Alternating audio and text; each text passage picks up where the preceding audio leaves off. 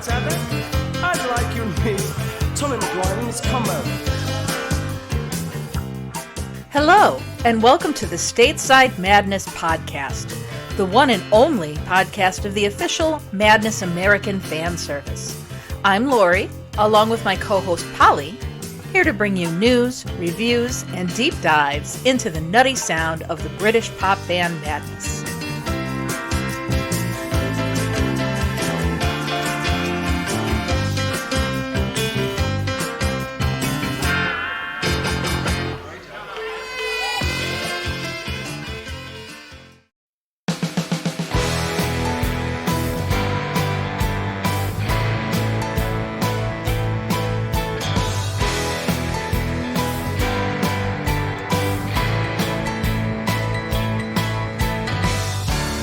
These are the days I love, and I've been happier than most, crossing England's coast to coast through your towns. And when I see the land, and I cry a salty tear for those who are not here on this day. You're wonderful, so wonderful, it's good to see you. You're wonderful, so wonderful, it's great to be here. You're wonderful, so wonderful, it's good to see you. You're wonderful, so wonderful, it's great to be here. Hi, everybody, and welcome back to the Stateside Madness podcast, the podcast by American Madness fans for American Madness fans. This is Lori. And this is Polly. And today we're talking all about Cathal Smyth, Jazz Smash. That we are. And that would be point number one. Anybody with the correct pronunciation of Cathal, anybody who knows what we ought to be saying, please do make it a point to tell us. I had a friend who speaks Gaelic tell me it's like Cathal. It's like the TH is in the throat, which is why he went by the name Carl growing up. So Good call. Let's just call him Carl. Let's do that. All right. So the song that we started off with, You're Wonderful. Now it was a track that was supposed to have been on their 1999, was it 99? Wonderful album. And it didn't make the cut, which is weird because that was the name of the album itself, but written of course and sung by Mr. Smyth himself, Mr. Smash. So I thought that would be a good song to lead off with. How are you doing, Polly? We haven't really said hi yet. Hello. Hello. No, things are fine here in Maine, and much like you folks in Chicago, we're just anxious for the end of winter, probably. Did you guys get a lot of snow? It's been remarkably uneventful year in that regard, but we've gotten a lot in the way of ice lately. I think we got your snow. We had something like 2 feet of accumulation, and there's supposed to be more snow tomorrow. I'm running out of places to shovel it. So Cathal Joseph Patrick Smyth was born January 14th, 1959 in Middlesex University Hospital in West London.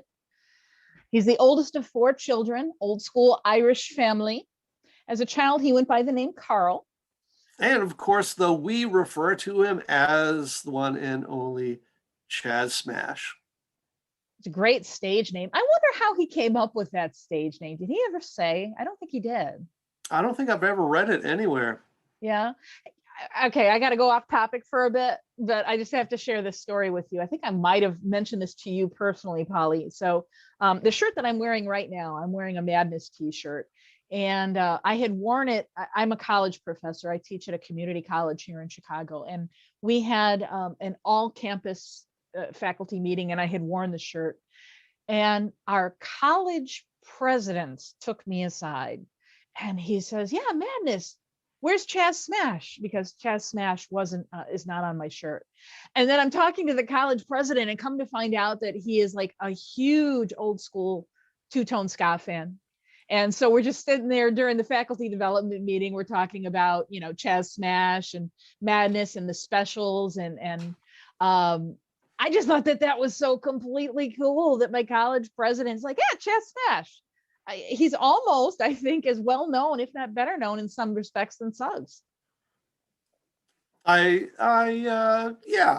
could probably see that, particularly in the hardcore, fan community. He's no shrinking violet. He's right up there. He's equal in terms of being a front man. And now, Lori is a college professor. And why I'm doing the podcast is because I'm failing the class. I've got to do this for extra credit. Make sure you cite your sources, sir. His father, Cathal Joseph Smyth Sr., was in the oil business. And so the family moved around a lot. So they moved from Ireland to England. I guess eventually they ended up in the Middle East for a while. So he's probably the most well-traveled of the group. His parents apparently were Irish dancing champions. So perhaps that's where he gets some of his dance moves from. Although he said that he never really had much interest in dance himself until he started to perform on stage. And then after his, formative growing up years, he becomes interested in music. He was recruited to play bass when he was 17 for North London Invaders. We all know where that goes. So that would have been in 1976. That didn't last that long. He was replaced by Gavin Rogers at a certain point. But he did kind of continue to hang around with the band quite a bit, went where they went. And when it was his opportunity, he would jump up on the stage, dance with them. He was around, waiting in the wings. And while he wasn't an official member of the band at that point, he was there and just kind of part of the crew. And sometimes when he would jump up on stage, they do the little headbutt dance. You probably have seen that. It appears on a few different videos from that era. And him and Chalky would kind of go at it, butt heads against each other. And it was said that when touring America, he was at the Whiskey A Go-Go, he thought about buying crash helmets to actually do the headbutt dance. That wouldn't have quite the allure or the class now, would it, if they had gone and done that? He probably, man, can you imagine? They hit each other in the head pretty hard. So I would not be surprised if at some point they both ended up with concussions. I think there's got to be a little history of brain damage somewhere in the band. And of course, what do we really all know Chaz from that era? It is those 7 little words. Hey, you! Don't watch that! Watch this! This is the heavy, heavy monster sound! The nuttiest sound around! So if you coming off the streets and you're beginning to feel the heat, well, listen, Buster, you better start to move your feet to the rockinest, rock-steady beat of madness. One step beyond!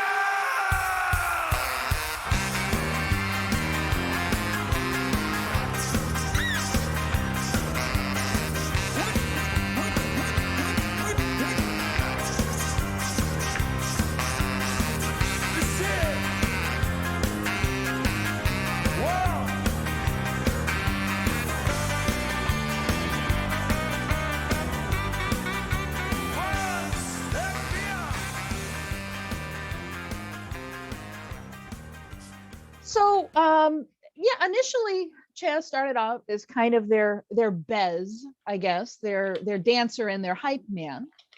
But eventually he became a full-fledged member of the band. He took on occasional singing and songwriting duties for the band. And because he was a part of the band, he was not able to escape some of the controversy that surrounded the band. I think we alluded to this in another episode. So there had been a number of racist skinheads that had been appearing at their concerts. And so they were doing a magazine interview, and Chaz actually, I'm quoting him on this. He had said about the interview later on, when you're 18, you're not particularly qualified, especially if you've not done university, to be subtle with a journalist who has done university and is a master of words. There was an incident where she said, well, what about skinheads? And I tried to say you can't judge a book by the cover and you can't judge people by the way they look. And of course, this kind of got all twisted around to, Madness supports racism, yada, yada, yada, which of course, nothing could be further from the truth. But, at the age of 18, he kind of didn't really know better. He kind of stepped in it. It's interesting, though, because I think later on, I don't even know, this might have been lost on a lot of people. In the music video for Gray Day, I don't know if anybody noticed, he actually has in makeup a six-pointed Star of David on his cheek. And I think that's almost him thumbing his nose at the skinheads. So kind of getting the last laugh there, as it were. So that whole incident with the magazine interview, that inspired him to write Don't Quote Me on That. And of course, another song that he wrote in the very early days of the band was called Solid Gone. Okay, boys, let's get a real solid gone.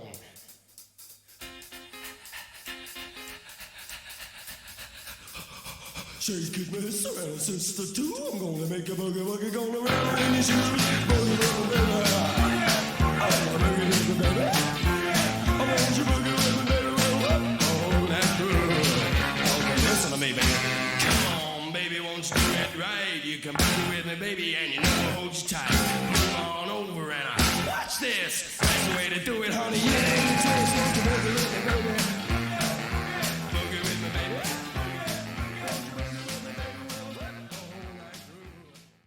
At this point, we've got Carl is playing a number of instruments, including trumpet. He's writing songs for the band. He eventually co-wrote the band's most famous international hit, which was Our House. Co-wrote it with Chris Foreman. And as you guys know, that was 82. And, we've kind of outlined over the course of the last few episodes of history. But after Mike Barson left the band in 1984, Chaz kind of became the de facto band leader. He was really kind of the alpha of the group. All right, so moving along kind of chronologically, we had mentioned previously that around this time, he and Suggs recorded Mutants in Mega City 1 as the Fink Brothers. Polly, should we listen to that one again? No, let's not. Okay. And about that time as well, then, around the 1986 breakup, Chrissy Boy, Suggs, and Tomo then formed The Madness. And I'm sure many of you are familiar with the album. On there was Song in Red, and pretty touching song. It's a song that Carl had wrote about a cousin who died at a very young age. And I think we're going to listen to a little bit of that now.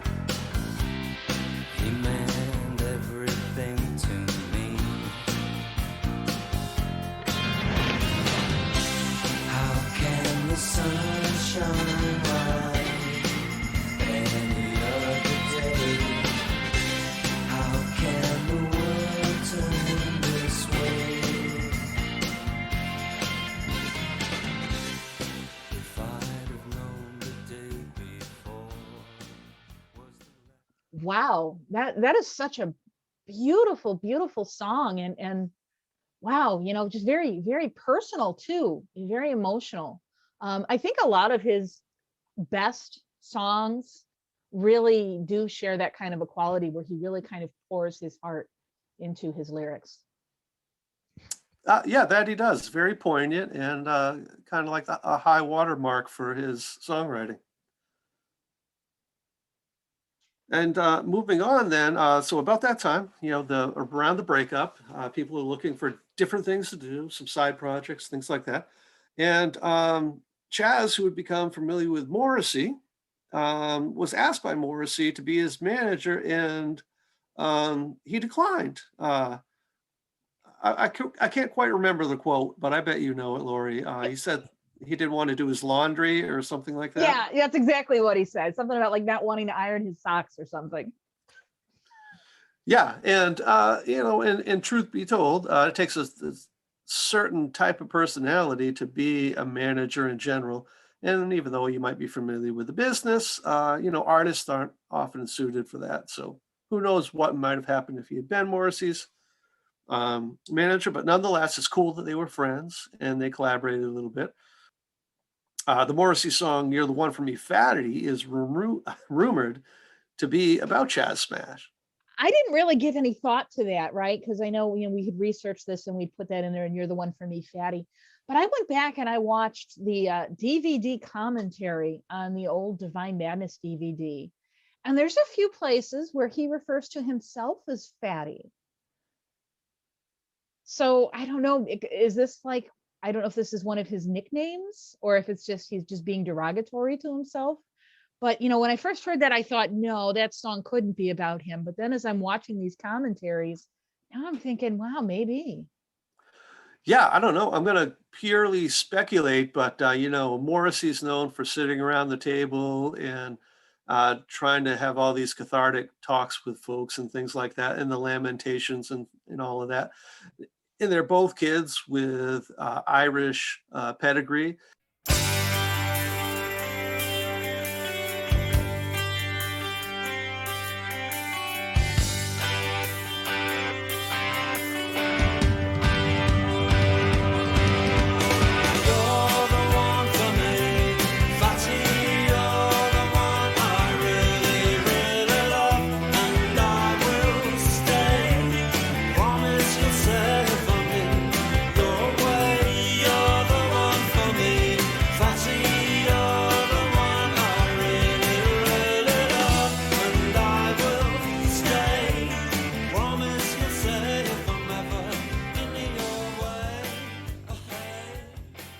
So he did then, shortly after, about 1990, he became a record executive for Go Discs. And there you go. He was looking for that one true thing, and it came when the band reformed. So there we go. Madness reforms in time for Madstock, which is great because they had that festival named Madstock. It only made sense that Madness was going to be the band doing it. Well, as I understand it too, I think that Chaz was instrumental in organizing that entire show. Madstock would not have happened without him. And I understand that Morrissey was on the bill to play that show as well. And I would still like to, I'm going to keep mentioning it to you, Polly, until we actually do it, but I would still like to do a podcast episode about that Madstock concert, because it was, I think, a major turning point for the band. I think so as well. And yes, we probably will get to doing that.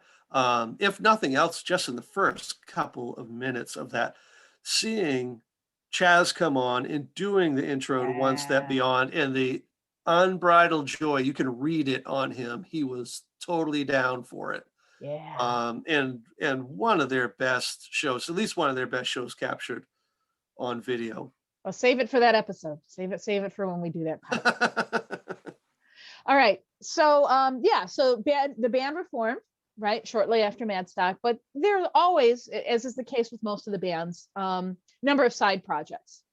So 1999, 2000, that area, Chaz had formed a band called The Velvet Ghost. And a lot of these tracks are available online as bootlegs. I don't know if there was ever actually a formal record release. I don't think there was. A number of the songs that Velvet Ghost did, I guess, are kind of like the seeds of songs that would later become Madness songs. In particular, there's one song, I think it's called Londoninium or something like that, that later became Mark II, MK2, on the Norton Folgate album. So it's kind of neat listening to some of these old Velvet Ghost bootleg recordings. I'm actually going to play one of them, if you don't mind, Polly. This is one that I really like. It's called This Friend I Know.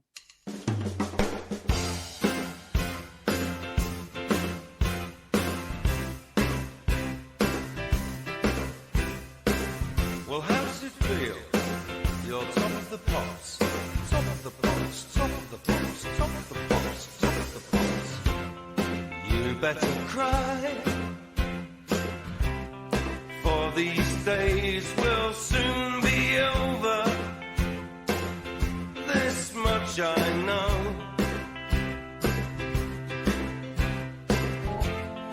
Oh, how I wish that our love remained unspoken. You had me so. I don't want to be laughed at, put down or broken. No, no, no, no, no, no. I don't want you to lie or speak words that you'll choke on.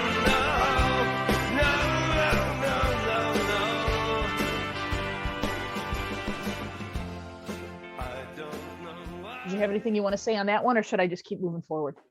No, that's actually the first time I've heard it, so I wasn't quite prepared for that. So, All right. So then 2002, he started his own record label, which was RGR, Rolled Gold Records. And that didn't last very long. It closed in 2004. One single that this record label was known for, and this is such a uniquely British thing. I don't completely understand this idea of football anthems, right? So I know New Order had recorded a football anthem at one point. I mean, I don't have any equivalency to this. I mean, all I can think of is either like 1985 when the Chicago Bears did the Super Bowl shuffle, or I think there was that one year that the Mets were in the World Series that they did a song called Let's Go Mets. That's probably a better analogy because it didn't actually have the Mets players singing. But yeah, so this is like just such a weird, unique, this whole concept of a football anthem, which, you know, as you guys know, football is soccer. And so there was a single released called We're Coming Over, and it was released by Mr. Smash and Friends. Now, we're not playing that as part of the podcast, but certainly go and Google that if you want to give it a listen. It's definitely got that kind of sporting anthem feel to it. yeah, I don't get sports anthems. It's going to be just the cultural divide, I guess, between us and the Brits. Sports and legitimate music or artistry just do not mesh here in the United States. It's probably, you know, high school. It's the artists and the jocks that just don't get along together. So I don't know. I also don't know anything about sports. So, well, you know, and I was going to say, I think when there are songs over here in America that we associate with sports teams, I don't think that they're usually something that is recorded for that purpose. Like I'm thinking, I'm a huge hockey fan, Chicago Blackhawks. And as Blackhawks fans know, whenever they score a goal, they play Chelsea Dagger. They play, you know, that and like the whole crowd just goes wild, right? But that's not something that was recorded specifically for that. It was repurposed. And I know like every major sports team, at least hockey, they have like a goal song or something that they play. So anyway, yeah, we kind of went off on a little bit of a tangent there, but I just think that that's so unusual. So Chaz also has written songs for a number of other artists. He wrote a song for Feargal Sharkey, which I know, Polly, you're a big fan of. And he also wrote for Right Said Fred. Do you remember them, Polly? I do all the bald musicians that took their shirts off in videos. Yeah, I don't forget that. I was going to say, I think you're kind of copying their look, aren't you? Without the working out thing, I guess. Yeah. Well, you know, it's an audio podcast. They can't actually see you, right? Yeah, I am the eye candy for the podcast. Well, anyway, so this is a song that Chaz wrote. This is Right Said Fred featuring Doris Dubinsky. Now, I couldn't find out. I'm like, who the heck is Doris Dubinsky? Well, actually, I guess she's a German actress. Her name is Anke Engel. Oh, God, my German is terrible. Anke Engelk. Anke Engelk. She's a German actress. I am so sorry. Somebody's going to write in and chastise me for that. But anyway, so this is a song that Chaz wrote. It's called The Wizard.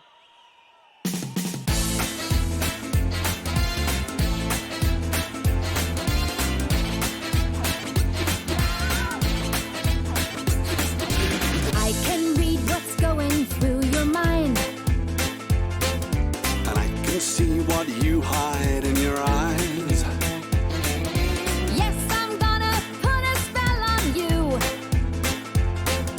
Just to see exactly what you'll do. I'm a wizard, and there's magic in the air. I'm a sinner, and my friend, you'd best beware. There's magic everywhere.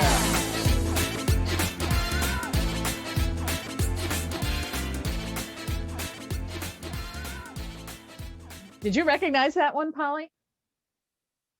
I didn't know. I don't know that I've ever heard it. No, because Madness did a version of The Wizard on Wonderful. It's the same song. Yeah.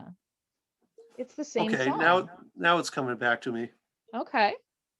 Well, and you know, a side note again, you know, Polly, you and I have been talking about what we're going to do for future episodes, and we're going to resume probably within the next month or two the album deep dives. But one of the things that really disappoints me is that the album Wonderful was never released in the US. So I would love to do a deep dive on that one, but if we're keeping with our rule of American releases, at least for the foreseeable future, I don't know if we're going to be able to do one.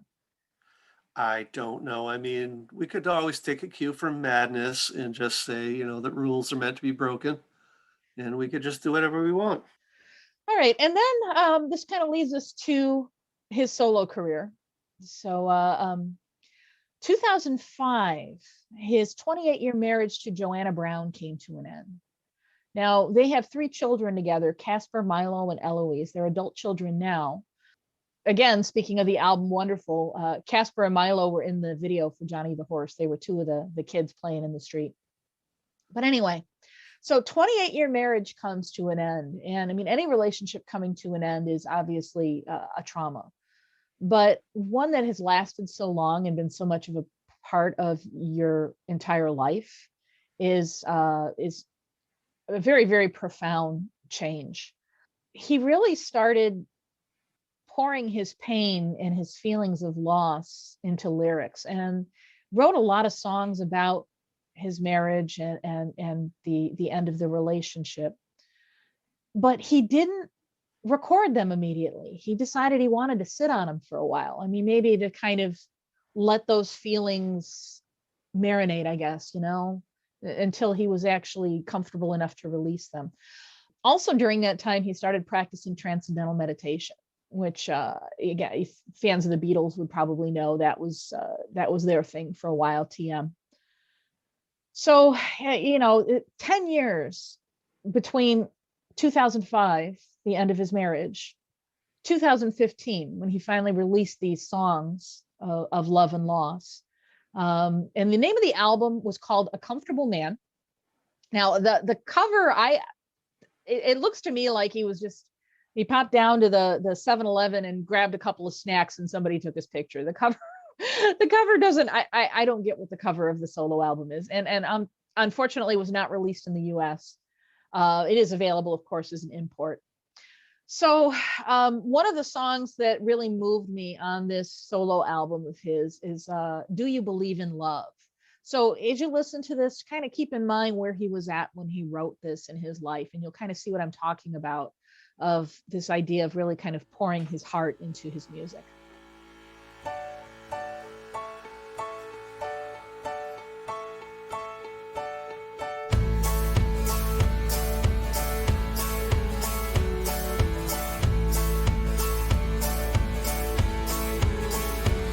I listen to the bird song every morning, and quietly I watch the day begin. And every time I hear the birds are calling, they ask me if you're coming back again. And they ask me why I'm so blue. I told them it's just that I'm missing you. They ask me, what you gonna do? I told them I'm just holding out for you. Do you believe in love like I believe in you? Do you believe it's love like I believe it's you? We can run, we can hide. Had you heard that one before, Polly? Yeah, I'd heard the whole album. It's not something I go back to that often. People have listened to the podcast kind of know what I'm all about with upbeat melody, energy, and he ranges from balladeering to folk to a whole myriad of things on the album. It's great. It's perfect for him. It's very grown up.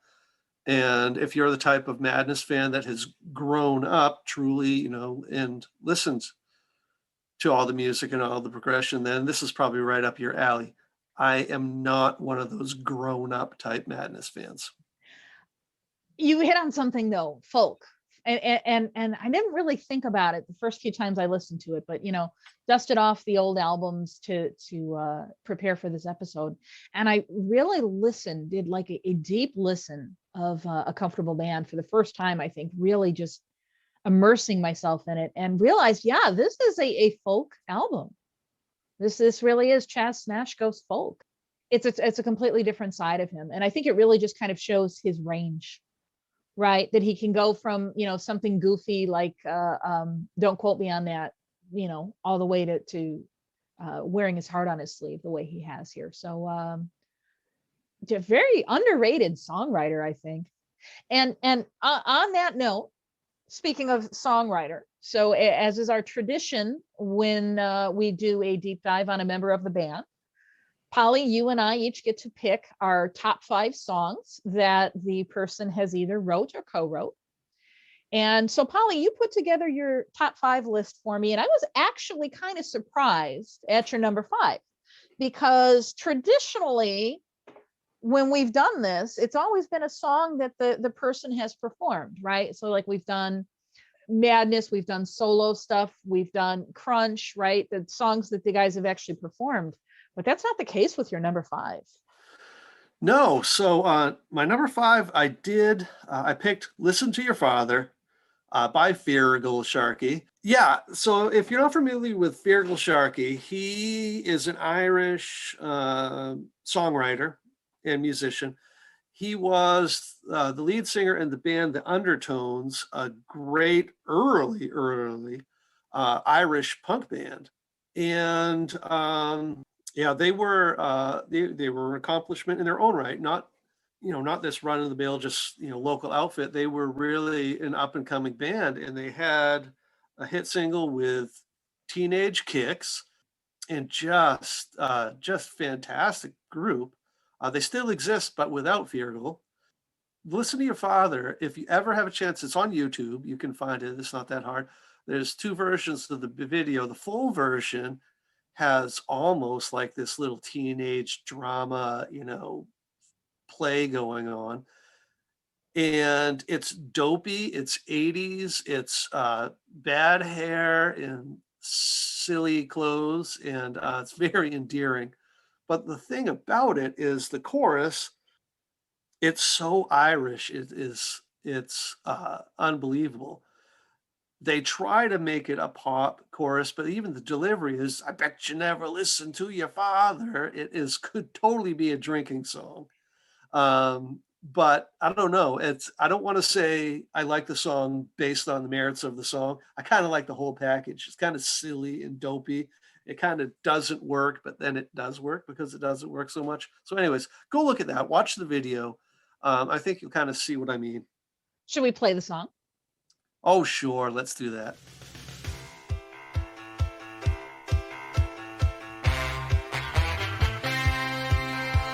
So far, so good. I think you understood. Caught something in your eye. Now you're laughing at the sky. Well, I'll tell you one thing. I bet you never listen to your father. Fact of the matter is, fate had a hand in this. In your face, you're wondering of stories of your men in spring. Well, I'll tell you one thing. I bet you never listen to your father. Well, it does one's heart good. I'm in a happy mood. There's something that I can't deny. I'd like to have you by my side. Well, it might well be that we will see more of each other. We will see more of each other now.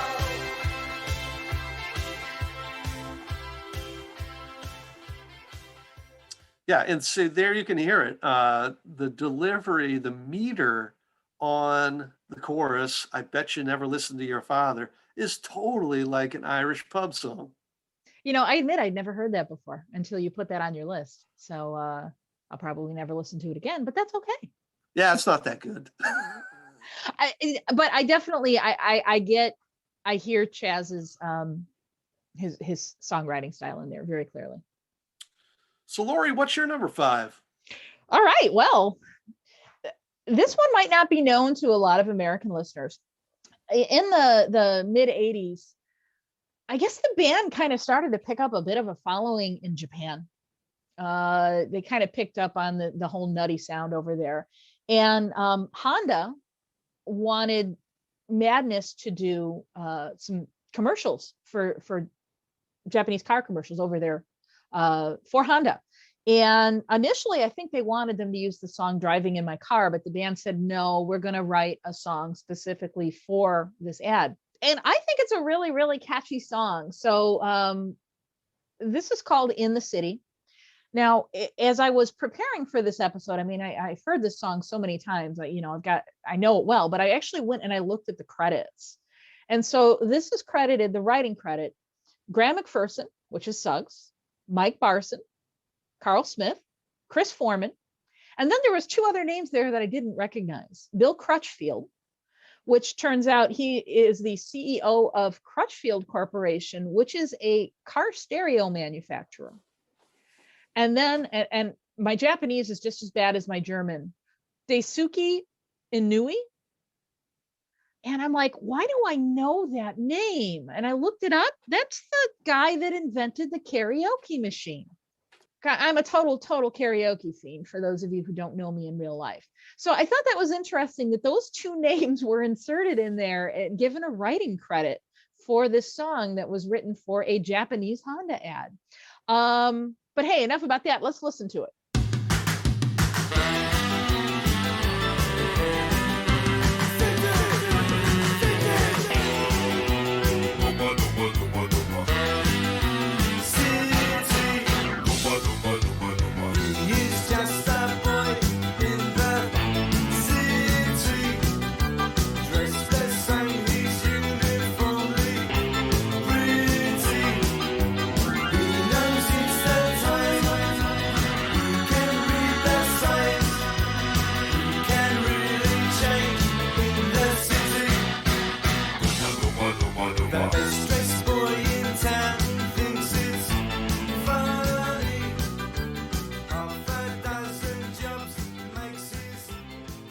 think of that one, Polly?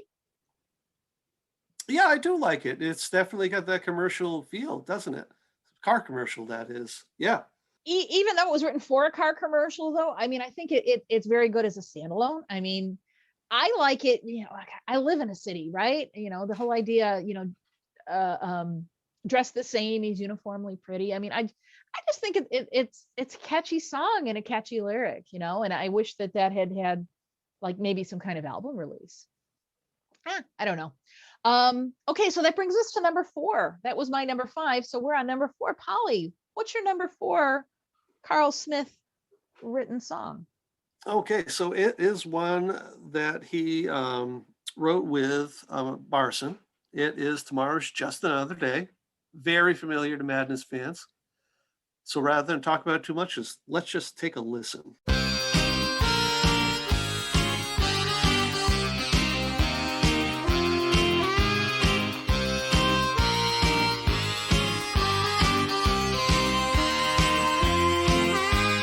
Trying hard, I thought I've done my best. All my life, I can't get no rest. Some who closed the door before say I can't carry on no more. I hear them say, oh, it's just another day. I hear them say, it gets better every day. I hear them say, tomorrow's just another day. Tomorrow's just another day. So there it was, Tomorrow's Just Another Day. And for those Madness fans in the US, we did have that released on the Madness sort of compilation, sort of US release. And so it's familiar to everybody. I like it. It's sort of in the middle between that upbeat and sort of balladeering type of song, but very, very solid classic Madness song. Lori, what's your thoughts on it? Oh, I like it. It's artistically a very, very strong song, and it's really stood the test of time too. Some of their stuff sounds very dated. This is one that doesn't. I don't think. I think it's and again, we have that kind of melancholy, sad undertone that we've talked about on many other songs. So good choice, very good choice. All right. So Lori, what's your number 4? All right. Well, my number 4, and of course, this is where all the boys, the admin team on Mad Chat on Facebook, they're all going to laugh because they know I love this song so much. This is from the 1999 album Wonderful. This is The Communicator.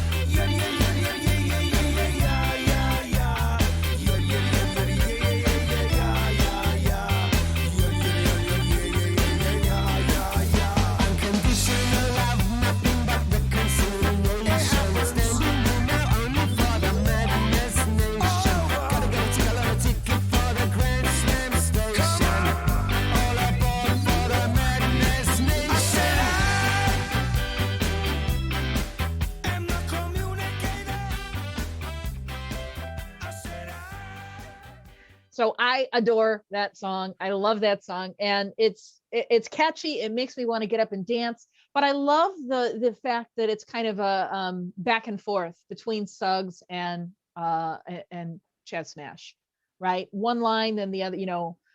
Unconditional love, nothing but reconciliation. It happens, right? I mean, just kind of the back and forth. And I think that those are some of my favorite songs, is where we have both singers, and both gentlemen also co-wrote the song, incidentally, but where we have both of them that are actively involved in the song. Do you like that one, Polly? I do. It's a fantastic song, and for the reasons you said, it's upbeat, danceable. It's great. Somebody should use it as a segment for a podcast. You think? I think so. All right. All right, so then we get to our number 3, and Polly, I rearranged my top 3 considerably because the songs that you've been picking also I think would have been some of my top songs. So your top 3 would have been one of my top choices as well. Do you want to introduce your number 3? Okay, so my number 3 is Michael Caine. And again, another song we've talked about an awful lot on the podcast. So let's not do any more of that. Let's just take a listen. We get ya, ya, ya.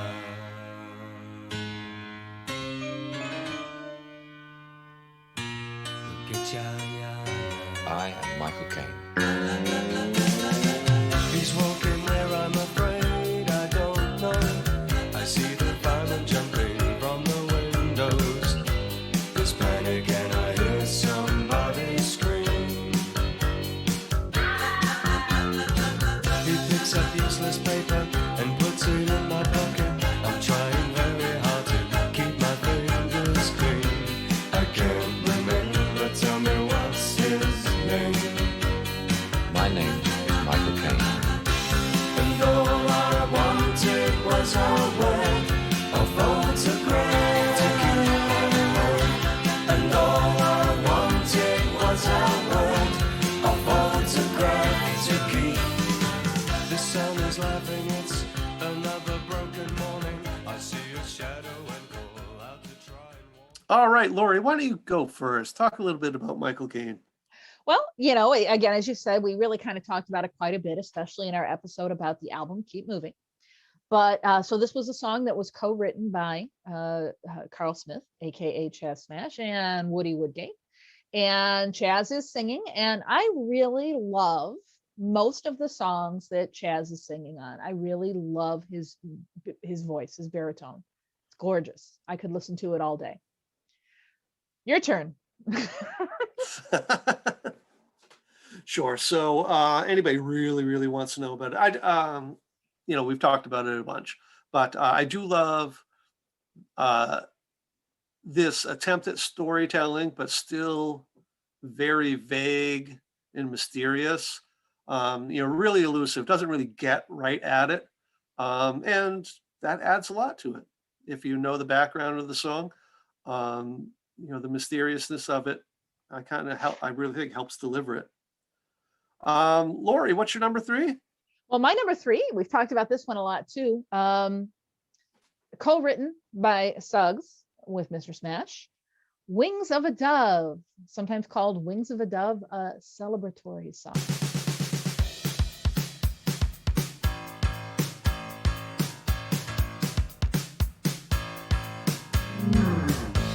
Take time for your pleasure and laugh with love.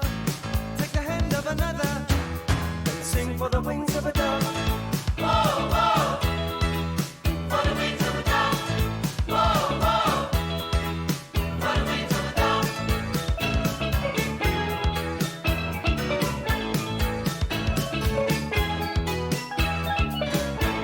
Look up at the rooftops when you're walking round. Don't think for a moment of looking down. Whoa, whoa, yeah, yeah, yeah. For the wings of a dove. Whoa, whoa, for the wings of a dove. Whoa, whoa, for the wings of a dove. Whoa, whoa, for the wings of a dove.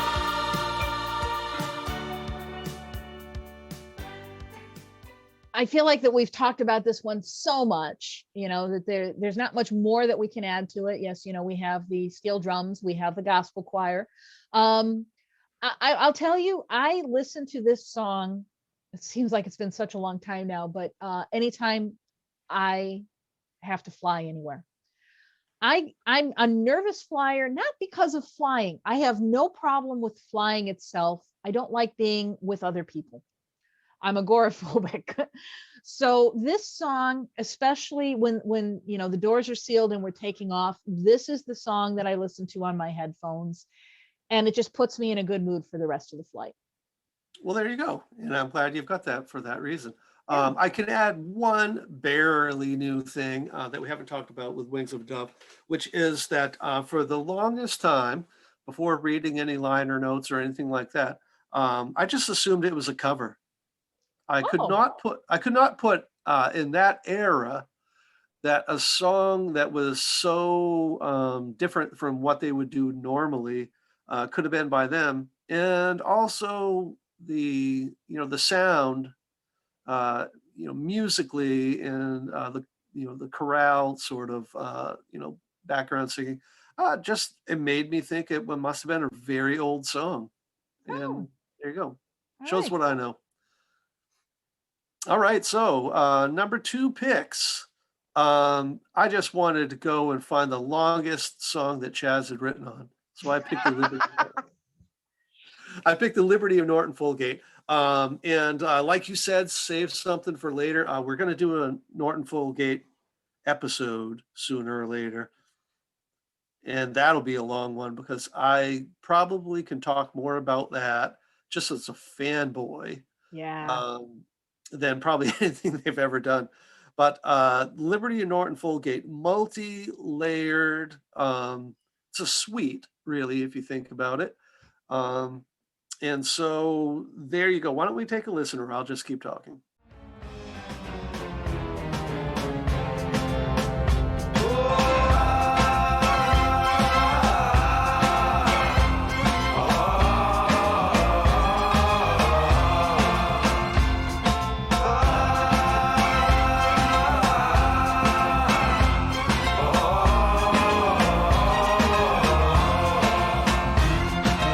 In the beginning was a fear of the immigrant. In the beginning was a fear of the immigrant. He's made his way down to the dark riverside. In the beginning was a fear of the immigrant. In the beginning was a fear of the immigrant. He made his home there down by the dark riverside.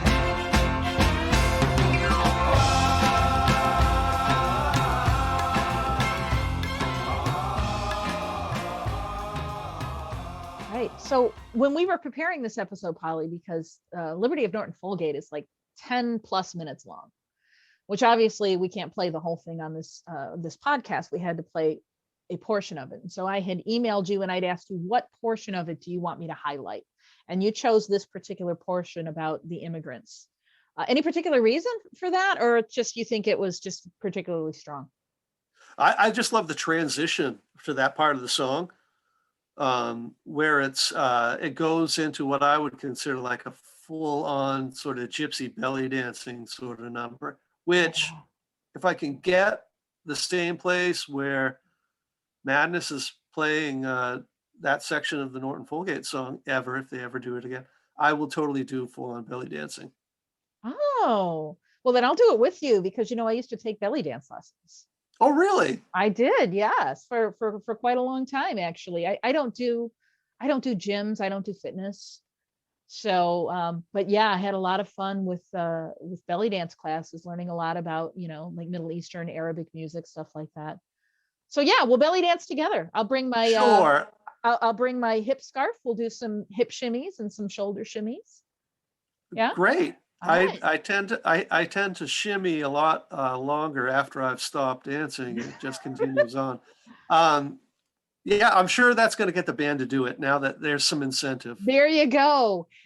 So I'm glad that you picked the portion of the song that you did. I want to play one little tiny snippet of a different portion of the song. Let me play this real quick. So listen to Chaz's spoken word here. What's that? Dan Leno and the Limehouse Golem.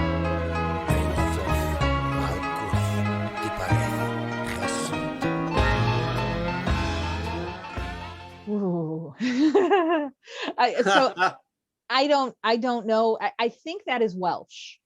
I have trouble distinguishing between Welsh and Gaelic, but I think that's Welsh, not Gaelic. But just his voice and that part, I'll be in my bunk. Okay, sure. Take a minute if you need. I've got it for here. Yeah, I didn't know if that was some sort of incantation, because it's about the section right about the Limehouse Golem or something like that. And I know with the Golem, there's some form of you've got to animate this this body somehow. So I didn't know if that was somebody please write in or email us. Yeah, tell us what's up with that section. Tell us the incantation to animate a golem. Please Yes, write in. please. I've got one in my backyard that's just kind of laying around there. I got to do something with it. You know what? No, it's interesting though that you should mention that, because one of the things that I had come across in my reading is that Chad Smash has been a member of the Freemasons since Ooh, yeah, that's since right. the 90s. So there might be some kind of underlying esoteric meaning there that never really occurred to me. I was just caught up on the voice. Okay. That man has got a sexy voice. Oh my. Wow. Okay. Yeah. We've got to come back for our Stateside Madness After Dark podcast. Nice. Shall we move on then? Yeah, let's please. I think you're blushing a little bit, Polly. It's true. Yeah. All right. So my number 2 pick, I know that this might be cliche, but this is the first song that I ever heard by Madness. This is the song that made me fall in love with the band in 1982, co-written by Mr. Smash and by Chris Foreman. This is Our House.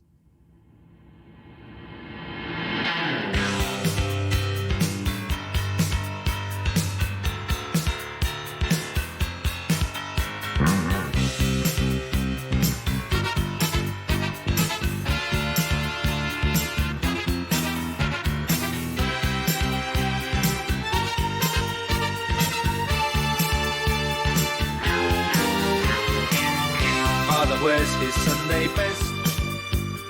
Mother's tired, she needs a rest. The kids are playing up downstairs. Sister's sighing in her sleep. Brother's got a date to keep, he can't hang around. Our house in the middle of our street. Our house in the middle of our house. It has a crowd. There's always something happening, and it's usually quite loud. Again, I don't know that there's much more that we can say about that, except that there is now a new American compilation album coming out March 12th called Our House. And this is the first track on the album. Little plug there. Yeah, a little plug is right. Yes. Our friends at BMG were kind enough to give us some copies. And in the very near future, if you continue to check out us on Facebook and Twitter and our website, we will be doing giveaways. So tell everyone you know and get ready for that. Look for it very, very soon. Yes, we have CD and vinyl for all you weirdos that still insist on using vinyl LPs. Oh, come on. You know who you are. I know who I am. I'm all digital, man. I'm a digital gal. I did the LPs back in the 70s and 80s, and I don't miss it. But hey, more power to those of you that are into it. Good for you, you hipsters. Thank you. Good recovery. Yeah, so Our House, what can't be said about it? We're all quite familiar with it. I have done a little bit of snooping around online, and the reaction videos, I'm sure everybody knows what that is by now. I think it's actually quite pointless most of the time, but it is kind of cool seeing people who at least claim to be listening to Our House for the first time, because it's undeniably catchy, and people who are into a myriad of genres can all find something in the song. Well, and I really think it's unfortunate, because I think most Americans don't know who Madness are. And every semester, my classes, somehow I work Madness into a lecture. It might just be like in one of my, because I teach computer classes, where we might be learning about arrays, and we might have an array with 7 elements in it, and they're the names of the 7 band members and stuff. And my students are always like, what's Madness? What's Madness? And then I start singing, Our House in the Middle of Our Street. And they all go, oh, we know that song. I mean, that's the song that I think my 3-year-old niece knows. Everybody knows that song. All right. So yeah, Our House, I picked Our House as my number 2. So that leads us to our number 1 choices, written or co-written by Cathal Smyth. Polly, I love your number one. Okay, well, and who wouldn't really? So my number one is another composition by Chas Smash and Barson. It is Victoria Gardens.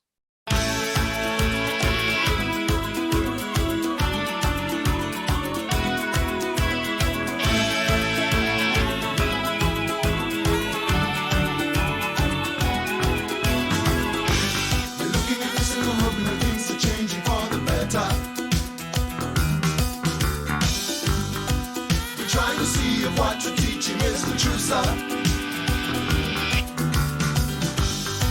You're looking and listening and hoping that things will change for better. Don't wanna preach or teach the blues to you now, brother. I just left Victoria Gardens and walked through cardboard city land. A burnt out star was asking, how would I like to shake his hand?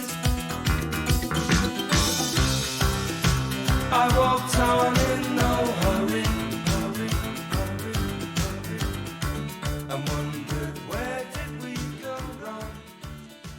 And so that was Victoria Gardens, sometimes referred to as the best non-single Madness song, and with good reason. It's very, very poppy and radio friendly, and it would have made a fantastic single. So, Yeah. hindsight's 2020. And of Yeah. course, features our two favorite friends from the English beat or the beat, depending on where you're listening to this. That would be Dave Wakeling and Ranking Roger, providing the backup, sort of not backup vocals, sort of co-lead vocals. General public. So, Lori, what's your Yes. take on Victoria Gardens? Oh, I adore it. And I think I've mentioned in previous episodes, there's like 3 or 4 different mixes of it. And some of the mixes, I think that Lee's saxophone is kind of retreats into the background. And then there's one mix, and I think it's the mix that's on the import compilation, The Business, I think is my favorite mix. But the chorus is just so cheery and upbeat, right? Looking and listening and hoping that things are changing for the better. And that's the greatest song, I think, for 2021, right? We all got to hope that things are changing for the better. I wouldn't disagree with you there. Lori, Yeah. so we thankfully we live in different time zones. Yeah. We could have done a cage match fight for your pick for number one, because I had it on my list at some You did. point. You were did. so nice. You were so nice about allowing me certain things that we decided you could have this one. What's your number one? All right. So my number one is also from the album Wonderful, again, which was not released in the United States. And this was written solely by Chas Smash. This is Johnny the Horse. But he started out standing on corners and talking out loud, too loud. You see, he couldn't believe in himself or the world or anything he heard. It seems a million years ago that he left his life behind. The moment came for him to go. He said goodbye to his wife and child, started out walking, he never looked back, there was too much pain. Between Glasgow and London, one hot summer he forgot his name. Can you remember his name? Whoa. Can you remember his name? Whoa. Can you remember? He started out standing on corners and talking out loud. Too loud. So I was doing a little bit of digging to kind of find out what this song was actually about. And Carl had said that at one time there was a street person that used to hang around at the end of his street. Actually, there were two. There was this unnamed street person and then some guy named Dempsey. And then I guess one night Chaz came home and Dempsey was out front crying, saying that his mate had been kicked to death in a vacant house. And so that's where I think this idea, he was kicked to death. He died for entertainment, which is the beginning of the song. I think maybe that's where that came from. You mentioned earlier Irish drinking songs, right? I mean, that's exactly what this is, the chorus and everything. And it's a song that gets inside my head and just won't let out. What do you like this one too, Polly? So I know I had to fight you for it. What do you think of Johnny the Horse? As I continue to say, I do love a nice cohesive storytelling that makes its way through the entirety of a song. Without just repeating verse after verse or something like that. So in that respect, I think it's a real complete song. And the chorus does have a real strong melody, which is another thing I kind of repeat over and over again. So yeah, it's just got a lot going for it that just is uniquely, no, I wouldn't say uniquely, that sounds kind of obnoxious, but kind of tailored for what I like in a song. Well, the video too, I think the video's great. I love the video. So our listeners, if you have the opportunity, Google Johnny the Horse, look at the video. And it's interesting, if you look very closely in the video, Lee Thompson has a black eye. And apparently right before they shot the video, he and Carl got into a fist fight. And so that's why he has a black eye. And this kind of, I guess, leads us to the next subject, which is that Carl is no longer a member of Madness. So in 2014, he announced that he was leaving Madness, supposedly to focus on his solo work. I guess they kind of left it open to whether or not he was going to come back from the band. Of course, there have been some rumors that there's been a lot of fighting and bad blood between the members of the band. I don't know what's true and what's not. He was not on the last album, or was it the last two albums? I think he was not on the last two albums. Isn't that right, Polly? So it would have been Wee Wee, CC, ya da da. He was on that. Okay. And he wasn't on Can't Touch Us Now, right? No, he wasn't. Yeah. And unfortunately, I think his absence is really felt in that album. It does not feel like Madness to me without Chaz Smash. So I hope that whatever is going on, I hope eventually that everyone can reconcile and that we can get Chaz back where he belongs. I mean, because he really is one of the seven. So I guess they kind of left it open-ended whether or not he might or might not come back to the band. And members have left the band before, right? We talked in an earlier episode. Mike Barson left for many years and then came back. Betters left for a period of time. He was replaced on bass by what's his name? Bush. I can't think of the first name. His last name was Bush. So that's the nature of Madness, I think. And I mean, you think about these seven guys that pretty much have been together since their teens, right? And they're all in their 60s now. So that's a long time, I think, to be linked to somebody. And so there's going to be times where one member or another member, has to go off and strike out on their own for a while. So I personally am hopeful that Chaz will come back, because it does not feel like the same band without him. Of course, that's not my decision. Then the other thing I guess worth mentioning is that he had a bout with cancer in 2017. He had posted on his Facebook, this January, I had a cancerous tumor removed from my daft old head. And in late March began 6 weeks of radiotherapy. Today I got the all clear. So he doesn't specifically say what kind of cancer. I don't know if it's brain cancer or some other kind. The head, I guess that kind of limits it a little bit. But it sounds like he is now cancer free, for which we are all thankful. We hope he's going to be with us for many, many more years. Of course, we're glad that he's with us and healthy. And of course, we'd like to see him back with the band. Yeah. And time has a funny way of removing, those opportunities for you. So I don't want to say, hurry up and get to it, but sometimes these opportunities are over before you realize it, and we'd love to see it happen as soon as possible. Yeah. And there's 6 other personalities involved too, though, that would have to get on board for that. So Yeah. So you have, Polly, you have some alternate facts about Chaz Smash, do you not? That's true. I had so much fun doing it for Suggs, and I still think I'm super, super clever. So I wanted to try it again for our friend Chaz Smash.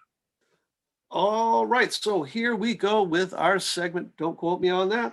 It's all eggs, bacon, beans, and fries.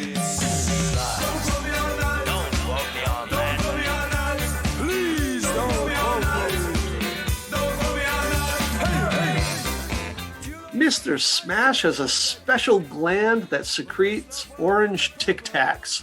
I love them. How about you, Lori?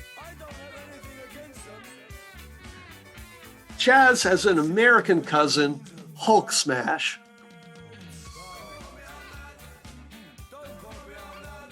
As a suave young man, Chaz had a move to pick up women called the Michael Caine.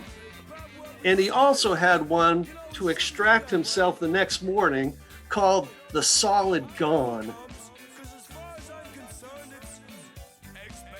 Chaz once Lady and the Tramped a scone with Dame Judi Dench.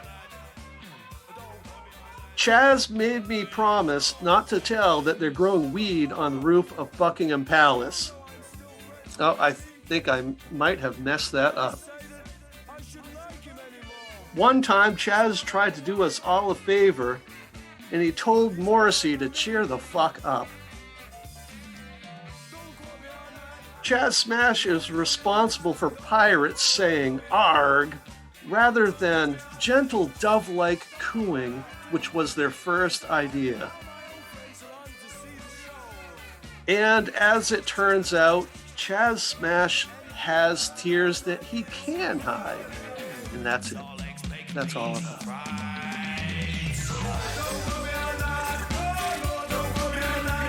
Please don't call me. I never said that. That's not what I meant. Well, I suppose you could take it that way, but that's not what I meant to say. Will you give me another chance? Please, don't quote me on that.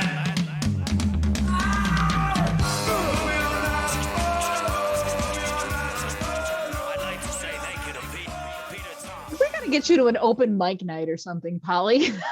Oh, thank you. All right. So that leads us to the end of this episode.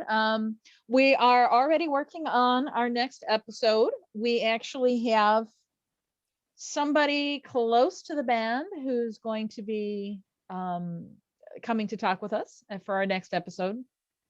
Do we want to tell them who it is, or do we want to keep it a secret, Polly?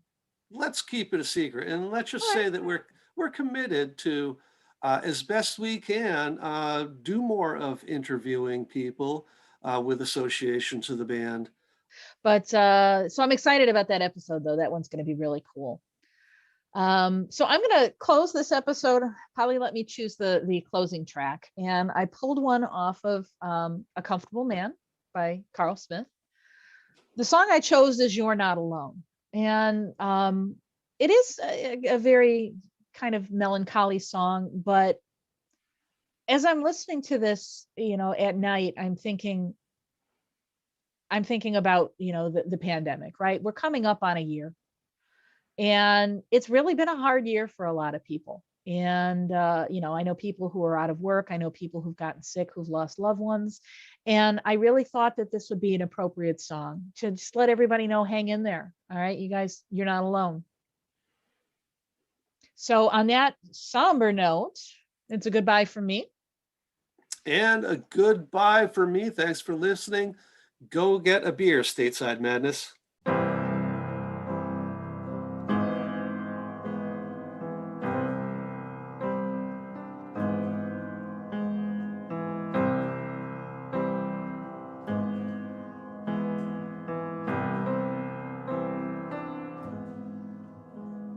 Hey, you, we know you're out there. Don't be frightened, we are with you.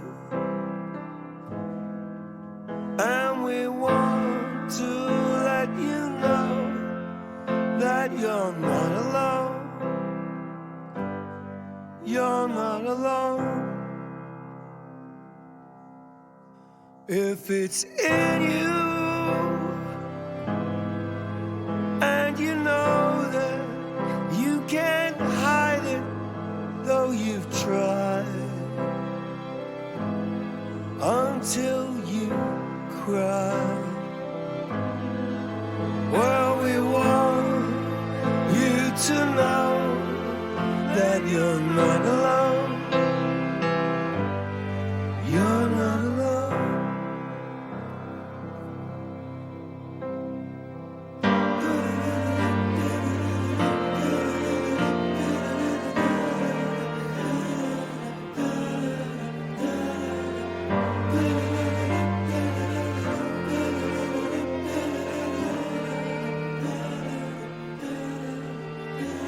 You are always so crazy.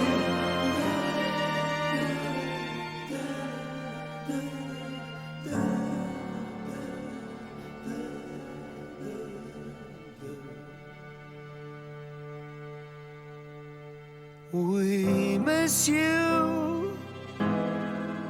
We were talking of the time we were last with you.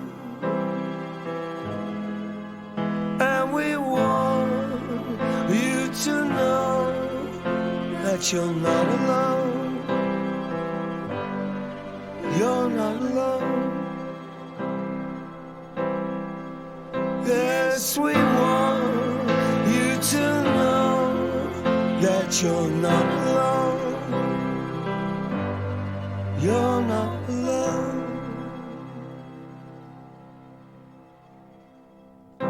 Hey, you, we know that you are out there.